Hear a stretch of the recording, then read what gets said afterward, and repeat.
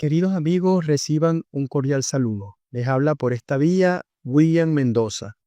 Voy a ser el encargado de mediar en el seminario número 4 del postdoctorado Filosofía de la Ciencia. El mismo es una iniciativa organizada por la Universidad Nacional Experimental de Yaracuy, el Vicerrectorado Académico de la institución, la Dirección de Investigación y Posgrado y nuestra fundación, la FundaUNE. El seminario número 4 se denomina Realismo Filosófico y Anarquismo Epistemológico.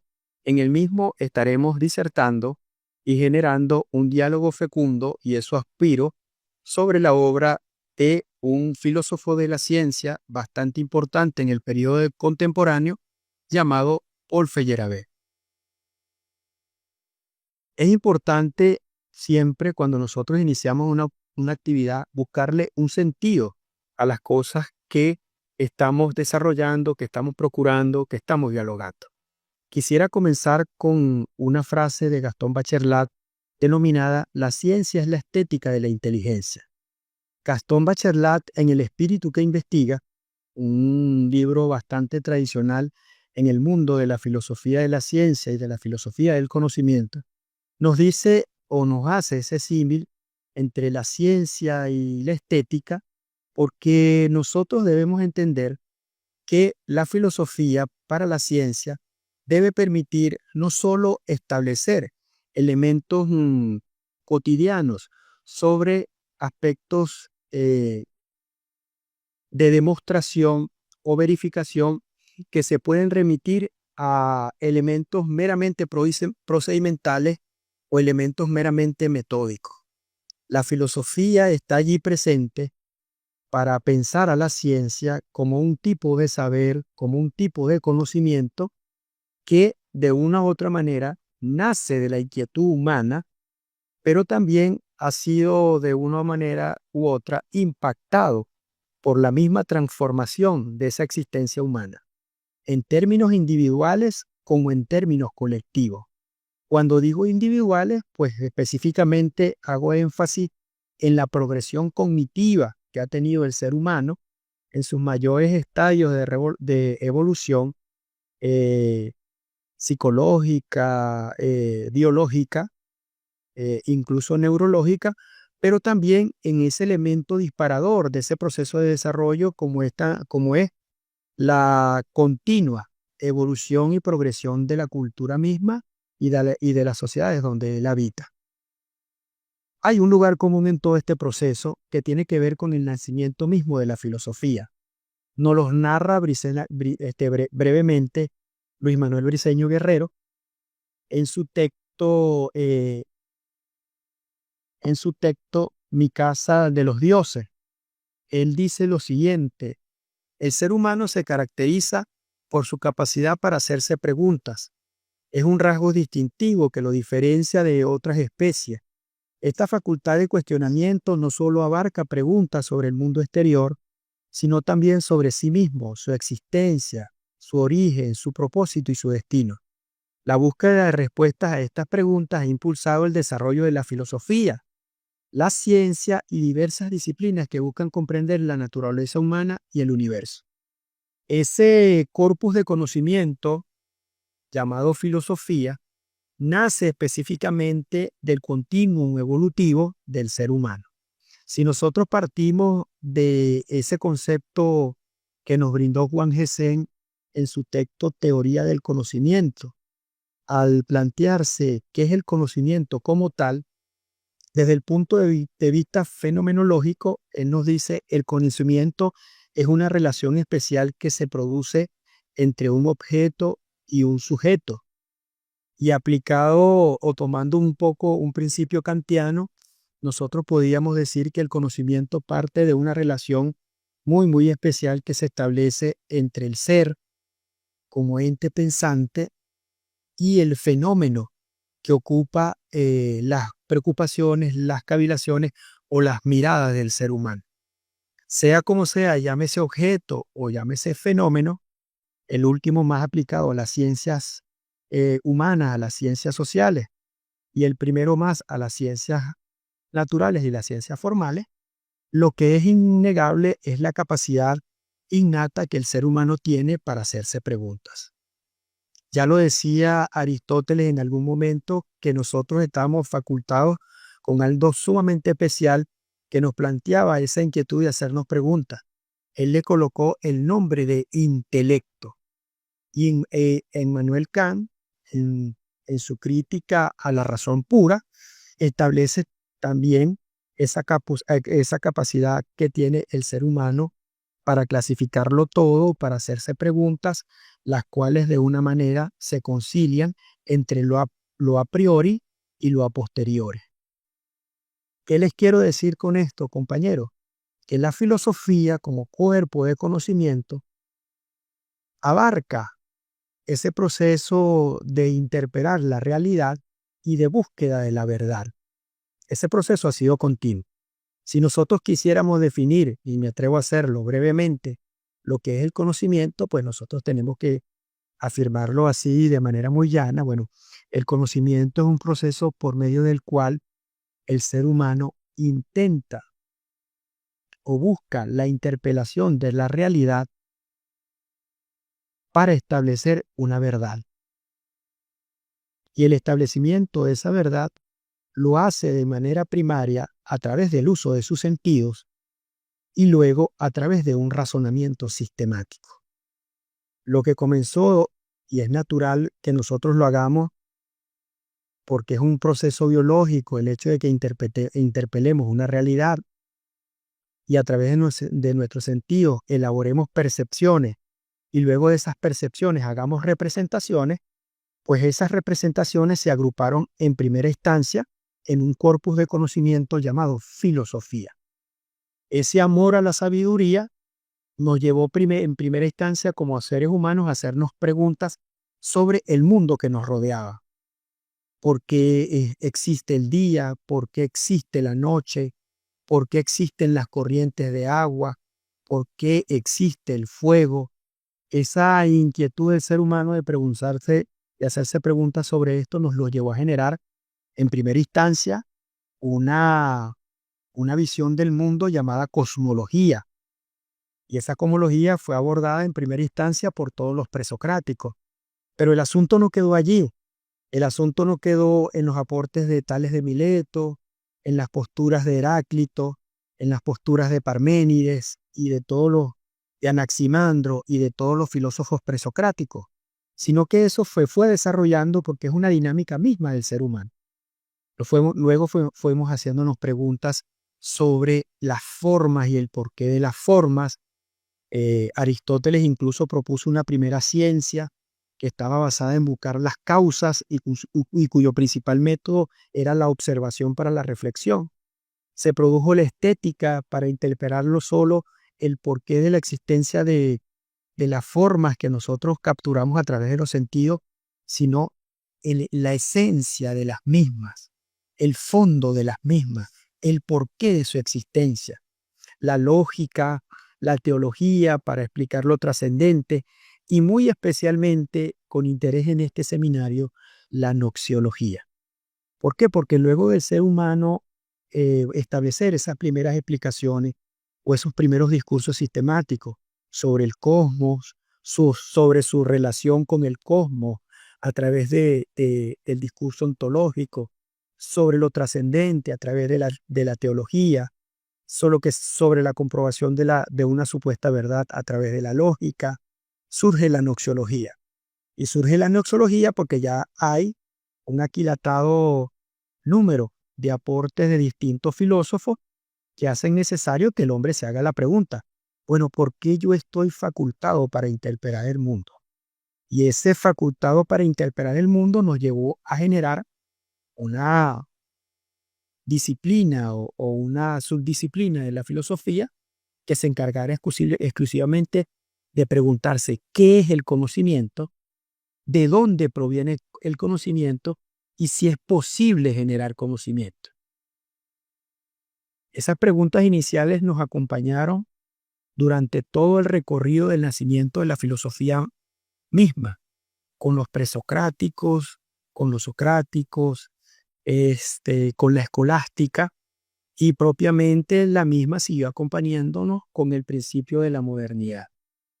Es precisamente esa ruptura de la modernidad, y es un elemento en el cual voy a ser recurrente, lo que provocó el nacimiento de algo que de una u otra manera intentó distanciarse o separarse de lo meramente especulativo, es decir, de lo meramente filosófico, y buscó que de una u otra manera y en adelante, especialmente con los aportes de Galileo Galilei, se empezara a producir un corpus de conocimiento individualizado y particular, llamado ciencia. ¿Qué provocó el nacimiento de la ciencia como la conocemos hoy? Tres elementos que a mi consideración es bueno investigar o reflexionar. El primero, el acompañamiento inmediato de la tecnología que se agrega a la demostración lógica, matemática, eh, otorgándole un ingrediente de experimentación y verificación, la imposición de un decálogo que te permitía hacer esos procesos de verificación y experimentación a través de un método, y por supuesto la preeminencia del discurso del yo supremo. Cuando yo hablo del discurso del yo supremo, estoy hablando de la competencia misma que se le atribuye al ser humano como un ente capaz de buscar explicaciones sistemáticas, comprobables y verificables sobre la realidad misma. Lo que estoy diciendo aquí es que la ciencia hoy rompe con los supuestos especulativos, rompe con la influencia teológica, rompe con el discurso metafísico no demostrable, y es precisamente con la ayuda de esos tres elementos. De tal manera que la ciencia, buscando su independencia, buscando de una u otra manera construirse o hacerse como un tipo de saber específico, recurre precisamente a un discurso filosófico que se separa de la noxiología de una manera muy especial, porque siguen teniendo relación en cuanto a algunas preguntas, pero comienza a configurarse en el término epistemología. A veces utilizamos la epistemología como un sinónimo de la noxiología. Puede ser relativamente correcto si lo entendemos diacrónicamente. Si lo entendemos sincrónicamente, nosotros vamos a entender que la epistemología es una rama hoy día que se encarga del estudio de la ciencia y de un tipo de conocimiento particular, el conocimiento científico. Por lo tanto, yo quería hacerles esta salvedad para que nosotros entendiésemos que la ciencia se le atribuye hoy día una especie de independencia de la filosofía, una especie de independencia de la filosofía que obliga de una u otra manera a tratar de estructurar todo un conjunto de elementos que permitan definir qué es ciencia, qué no es ciencia, qué tipo de conocimiento específico produce la ciencia, y se van generando unos criterios particulares o unas preguntas particulares que fue más en el periodo contemporáneo que cobraron fuerza con la influencia notable del Círculo de Viena o del atomismo lógico, como algunos autores señalan, con las rupturas epistemológicas del atomismo lógico en el racionalismo crítico y por supuesto también la tendencia paralela de la filosofía kuhniana, planteada como una filosofía de carácter relativista en cuanto al conocimiento se refiere. Debemos también señalar que toda la ontoepistémica de este proceso debe entenderse que el racionalismo, desde el punto de vista noxiológico, es un racionalismo que se encadena de una u otra manera con los aportes de Platón, con los aportes de Aristóteles y con las posturas sobre la realidad, sobre el origen de la realidad. Si la realidad era material, si la realidad era trascendente, si la fijábamos en el mundo de las ideas o si la fijábamos en el mundo de los objetos. Pero la antropistémica actual en la epistemología se hace preguntas únicas y exclusivamente dirigidas a la ciencia, al conocimiento científico y a toda la arquitectura que nos permite decir si un conocimiento es científico o no es científico.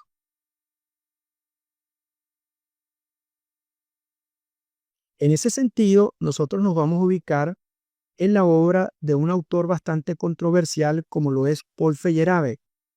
Y el propósito del seminario es estudiar los aportes de este autor a la teoría del conocimiento con énfasis en la discusión sobre el problema del conocimiento científico, entre los que encuentran principalmente los principios constitutivos del conocimiento científico, la postura que establece Feyerabend sobre el método de la ciencia, la postura que establece Feyerabend sobre la objetividad de la ciencia, un elemento importante del discurso filosófico en la ciencia que tiene que ver con los criterios de demarcación, cuál es la postura que establece Feyerabend sobre el concepto de verdad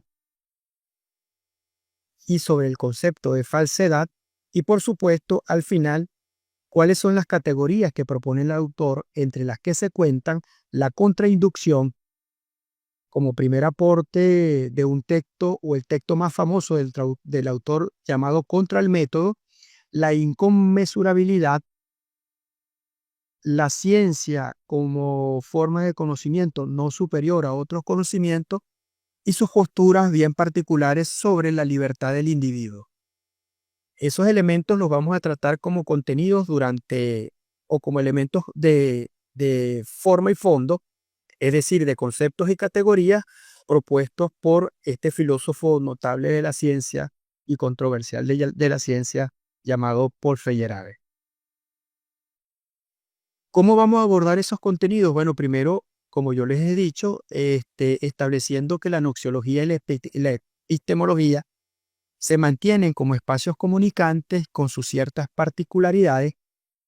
Otro elemento importante va a ser el hecho de que nosotros entendamos, y yo sé que ustedes lo han visto en otros seminarios, pero vamos a hacer un breve repaso sobre el debate de la ciencia y la importancia del Círculo de Viena en la conformación del decálogo de lo legítimamente válido. Cómo la postura del Círculo de Viena generó un proceso de discusión que trajo las distintas posiciones contemporáneas que tenemos en torno al conocimiento científico. Y la posición, por supuesto, o la contrarrespuesta del Círculo de Viena, que está propuesta en los relativistas epistemológicos, como es el caso de Thomas Kuhn en su texto Las revoluciones científicas, y como es el caso de los aportes de Karl Popper, con su categoría El falsacionismo, en el debate de la demarcación de la ciencia, verificación versus falsación.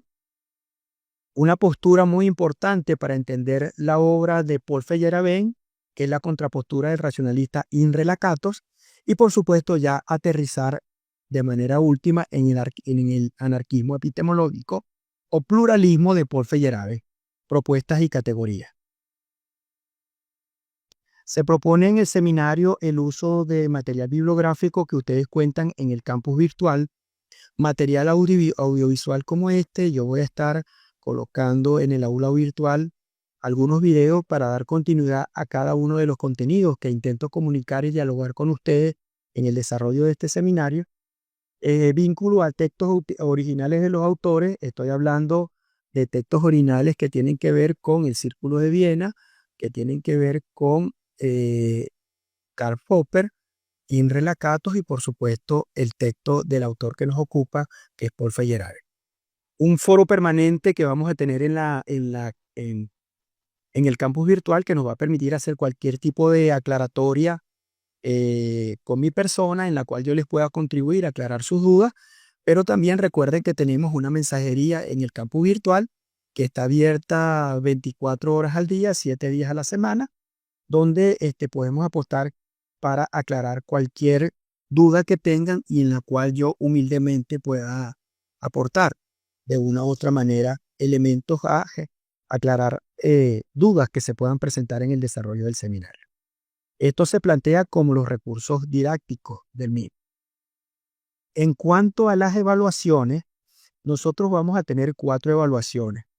La primera es la participación en un foro de debate, asumiendo desde su óptica vivencial los aportes de los recursos generales o con ayuda de los recursos generales, vamos a colocar un debate en un foro permanente que va dirigido a que cada uno de ustedes responda brevemente qué importancia se le atribuye a la epistemología y al análisis de contexto social para la definición de las especificidades paradigmáticas en las distintas disciplinas de la ciencia.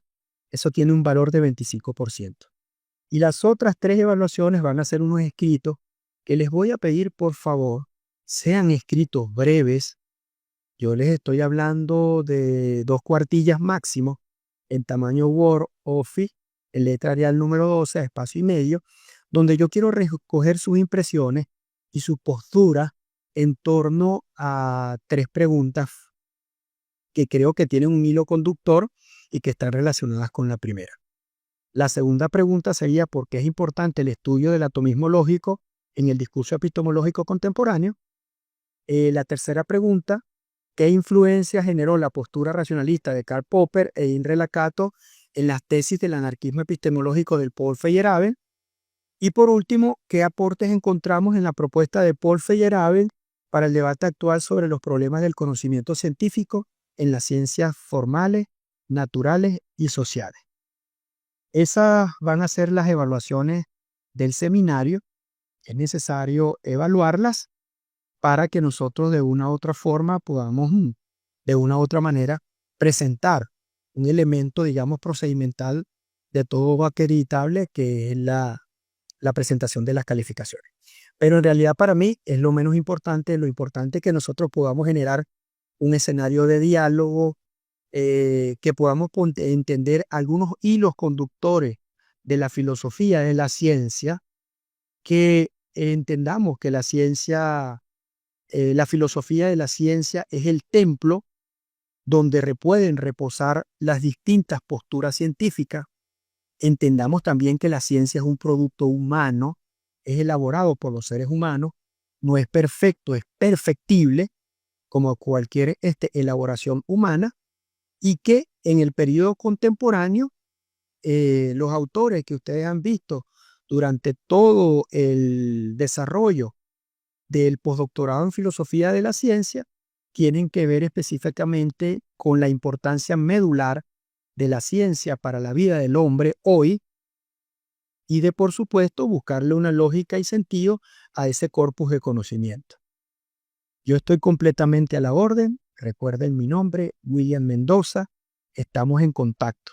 Bienvenidos al seminario número 4.